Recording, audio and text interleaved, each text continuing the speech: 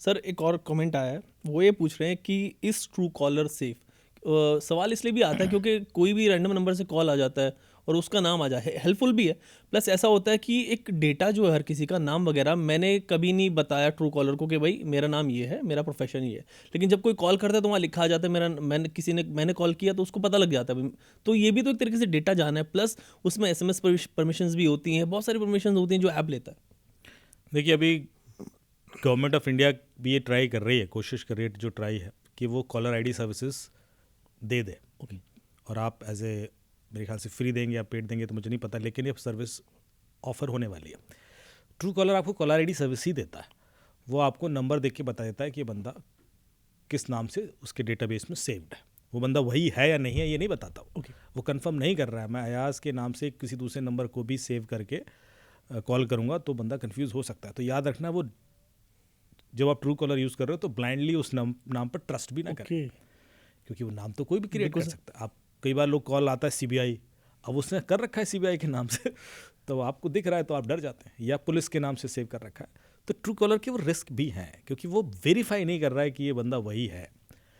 उसने जो phone book है उससे वो डिटेल्स निकाली हुई है। दूसरा जो रिस्क है वो ये है कि ट्रू कॉलर डेटा बहुत लेता है आपका, फ़ोटोज़, वीडियोज़, फाइल्स, इस तरह की डिटेल्स भी बहुत सारे। यहाँ पे वही जो प्रोसेस मैंने बताया था, प्ले स्टोर पर जाएं, ट्रू कॉलर सर्च करें, ट्रू कॉलर का आइकन पर क्लिक करेंगे तो नीचे सी डिटेल्स करके ऑप्शन आएगा, उस पर क्लिक करेंगे तो आपको पता पड़ेगा कि ट्रू कॉलर आपका क्या क्या डेटा लेता रहा है।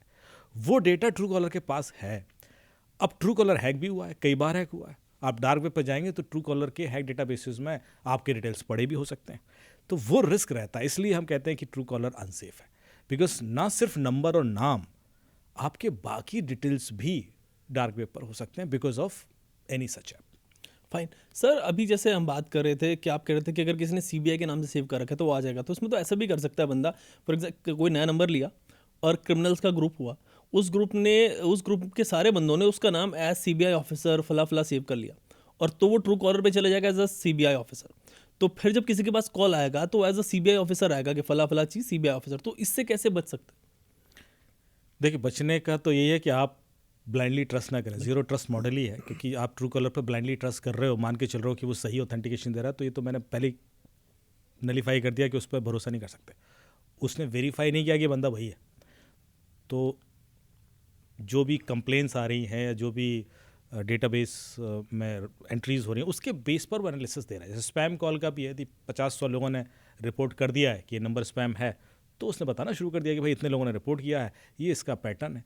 लेकिन वेरिफिकेशन उसके बाद भी नहीं हुआ है। सर अभी हमने ट्रू कॉलर की बात की, तो मैं एक चीज़ और बात करूँगा।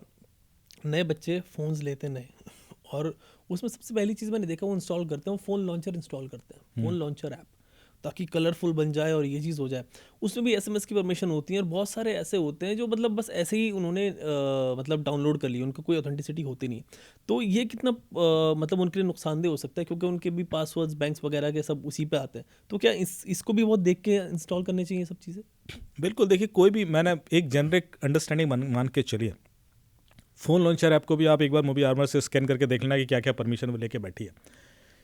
वो आपको इंटरनल परमिशन भी दे देगा कि एक्चुअली कितनी परमिशन लेके वो बैठी है, और वो कमा कैसे रहे हैं उसका आइडिया आपको लग जाएगा। यदि वो आपके एप्लीकेशन के पैटर्न को देख रहे हैं, बिहेवियर को देख रहे हैं, कई बार वो कीबोर्ड तक का एक्सेस ले लेते हैं। एग्जैक्टली सर, वो कई बार वो माइक्रोफोन का भी एक्सेस लेके बैठे हैं। अब आप फ़ोन लॉन्चर ऐप को क्यों, क्योंकि वो वॉइस लॉन्च करवाना है या वैसा कमांड देना है, वो रिस्की हो जाता। तो मेरे ख्याल से किसी भी ऐप को किस हद तक कन्वीनियंस देगा वो आपको, पर उसके बाद एक रिस्क है ना। तो are you ready to take that risk with for that convenience, चाहे वो ऑटोफिल हो चाहे वो फ़ोन लॉन्चर हो। यदि वो रिस्क आपको समझ में आ जाता है तो मेरे ख्याल से आप खुद ही उसको अवॉइड करोगे। बिल्कुल।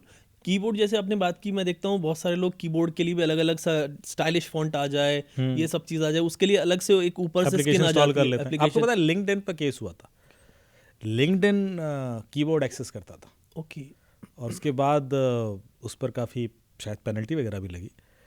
टिकटॉक पर तो हुआ ही था। हाँ सर। इनफैक्ट आपको याद होगा कि इलॉन मस्क ने कुछ दिन पहले एक एंड्रॉयड में फीचर आया था जिसमें बैकग्राउंड ऐप पे जो चल रही है ना उसका लॉग देख सकते हैं आप, अभी भी है वो। तो इलॉन मस्क ने उस लॉग को निकाल के दिया कि रात के 2:30 बजे मेरे व्हाट्सएप का व्हाट्सएप ने माइक्रोफोन एक्सेस किया। एग्जैक्टली। तो क्यों किया? तो इसको लेकर काफ़ी फिर ह्यू एंड क्राई फैला। तो तो ये चीज़ें अब छुपी हुई नहीं है, जो हम पिछले कई सारे पॉडकास्ट में डिस्कस कर चुके हैं। इसलिए हम उसको बड़ा लाइटली लेते रहे कि ठीक है दे दिया, लेकिन जब हमारे संग गड़बड़ होने लगती है, जैसे कि मैं आपको एग्जांपल दूं, किसी व्यक्ति, आज जो केस हुआ, आज ही का लेते हैं, एक बहुत बड़ी कंपनी के नेक्स्ट CEO, उनका 1 लाख रुपए निकला। मुझे आप कॉल आ रहा था, मैं कहीं बिजी था, और उसके बाद बोले कि साहब मेरा बहुत ही क्लोज मित्र है, उसका पिक्चर लगा के व्हाट्सएप पे मैसेज आया, और US का नंबर था, वो US में ही रहता है। तो मुझे लगा उसका ही है, US का ही है, तो उसने पैसे मांगे, मैं मीटिंग में था, मैंने दे दिया। मैंने कहा ठीक है। अब हमें समझ में आ रहा है कि इसने गलती की, उसको कॉल चेक क्यों नहीं किया, क्योंकि मीटिंग में था, उसने कुछ अर्जेंसी दिखाई, दैट्स ऑल्सो ओके। पर उससे बड़ा सवाल ये है कि जिस बंदे ने उस दोस्त के नाम से इससे पैसे मांगे, उसको कैसे पता था कि इसका क्लोजेस्ट फ्रेंड है? ये बात किसी ने कैसे नहीं सोची? भाई उसके नेटवर्क में हो सकता है 2000 लोग हों, बिल्कुल, या 4000 लोग हों, वो सबको पैसे मांगने पर नहीं देगा। एक ऐसा बंदा ट्रस्टवर्दी, एक ऐसा बंदा जरूर होता है आपके नेटवर्क में जिसको आप शायद कभी निराश नहीं करोगे, और वो रात के 2 बजे भी कहेगा तो आप कहोगे यार बाद में बात कर लेंगे, पहले तू ले, तूने मांग लिया तो दे। किसी ने इतना क्लियरली उसको बता रखा है क्रिमिनल को कि देखो ये मांगेगा तो ये देगा, और ये इसलिए देगा क्योंकि बिजी होगा मीटिंग में। तो मैंने गौर से सोचा कि यार ऐसे केसेस फिर इन लोगों के संग क्यों हो रहा है? इसका मतलब है कि कोई है जो ऑर्गेनाइज तरीके से ये डेटा फिल्टर करके दे रहा है, बिल्कुल, कि भाई ये और ये इसको मांग, इसके नाम से मांगना है, इससे मांगना। अब आप सोचिए कि वो डेटा कहाँ से जा रहा है? बिल्कुल सर, वो जाता हमारे पास से ही रहा है, वो तो गया हमारे पास से ही। आपका क्लोजेस्ट फ्रेंड कौन है, ये क्रिमिनल को किसने बताया? 2 मिनट सोचना, और यदि ये बता दिया तो फिर किसी के संग भी गलती हो सकती है। बिल्कुल, मतलब सर इससे तो ये समझ आता है कि मतलब कोई भी ऐप, जैसे आप अभी बता रहे हैं कि कोई भी ऐप किसी पे भी ब्लाइंडली ट्रस्ट कर ही नहीं कर सकते। कौन ऐप किस क्रिमिनल के पीछे जुड़ी है मैं ऐसे नहीं बोल रहा, पर हम कैसे ट्रस्ट करें? बिल्कुल, एटलीस्ट जो ऑथेंटिक ऐप है उसको चलिए मान लें, ओके फाइन, उसमें लिखा हुआ है। कई सारे गेम्स वगैरह हैं, डिज़ाइन ही ऐसे होते हैं कि वो इवेंचुअली उनका जो सोर्स ऑफ अर्निंग है वो क्राइम के थ्रू होगा। रैंसमवेयर आते थे, जो हम टेलीग्राम पर जाते हैं और पायरेटेड फिल्म्स वगैरह डाउनलोड करते हैं, उसके थ्रू रैंसमवेयर भी सर्कुलेट किए जाते हैं। तो ये तो हमें पता ही है पैटर्न, तो थोड़ा सा एक्स्ट्रा वो रखें, लिंक हमेशा स्कैन करें पहले, उसके बाद ही उसको यूज़ करें। बिल्कुल, यदि आपको टेलीग्राम पे भी कोई लिंक मिल रहा है तो पहले उसको मूवी आर्मर से स्कैन कर लें, एक बार देख लें उसमें मैलवेयर तो नहीं है, कोई नहीं है तो फिर आप करें, उसमें कोई दिक्कत नहीं है, मैं रोक नहीं रहा हूँ। लेकिन हमें एक आदत डालनी है कि हमें स्कैन करना है, वेरीफाई करना है, चाहे वो एक फ़ोन कॉल आया है, चाहे वो कोई मैसेज आया है, चाहे वो ईमेल आई है। आप ब्लाइंडली कैसे ट्रस्ट करते हैं? अभी आप सर कीबोर्ड की बात कर रहे थे, किसी ऐप के बारे में बात हुई, और मेरे भी जहन में अभी कुछ साल पहले एक बड़ी मोबाइल फर्म है, आई डोंट थिंक नाम मैं इसलिए नहीं लूँगा कभी गलत हो जाए, तो बड़ी मोबाइल फर्म है, उसके ऊपर भी आया था कि उसका जो कीबोर्ड ऐप था वो डेटा ले रहा था लोगों का, स्टोर कर रहा था, और वो चाइना जा रहा था। बिल्कुल, तो ये इसके थ्रू भी काम हो रहा था। अब और गूगल की जगह एक बड़ी मोबाइल कंपनी, उसके एक ही IMEI से 22,000 फ़ोन रजिस्टर्ड थे। एग्जैक्टली सर, वो स्टोरी पता याद है आपको? बिल्कुल बिल्कुल। आपने क्या था, 22,000 फ़ोन, एक नहीं, 2 नहीं, 100 नहीं, 22,000 फ़ोन एक ही IMEI पे कैसे रजिस्टर्ड हो सकता है? मतलब वो इंपोर्ट कर रहे थे चाइना से। अब ये कितना बड़ा रिस्क है आप सोचिए। बिल्कुल, क्योंकि IMEI तो कोर्ट एडमिसिबल एविडेंस होता है। यदि आपके IMEI से लिंक कोई डेटा है तो एक क्रिमिनल का है, और उसके बाद जो बंदे ने कुछ किया ही नहीं वो फंस जाएगा उसके चक्कर में।